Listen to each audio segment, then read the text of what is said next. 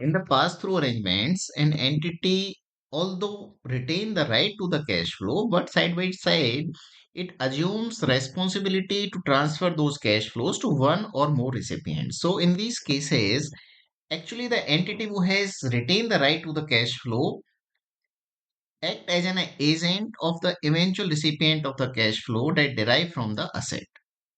So when we are checking the pass-through arrangement, we need to check below conditions whether there is a no obligation to pay unless it has been collected.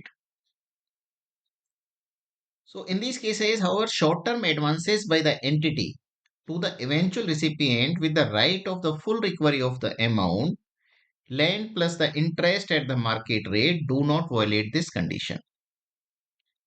So this condition will be satisfied if there is a no obligation at the part of entity unless it has received or collected cash flow from the financial assets.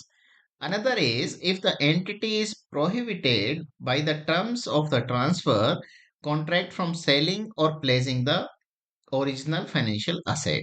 But in this case, transfer may be as a security to the eventual recipient for the obligation to pay them cash flows.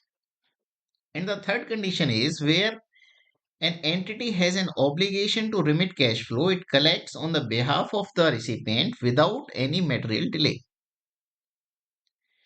However, the entity is not entitled to reinvest such cash flows except for the investment in cash or cash equivalent. However, there may be some delay between the collection date and the remittance date based on the administration purpose. So, if all these conditions are satisfied, in that case, we need to evaluate transfer of risk and reward and transfer of control to decide the derecognition of the asset. And if these conditions are not satisfied, we will continue to recognize the financial assets in the books of accounts. So this is all about the pass-through arrangement.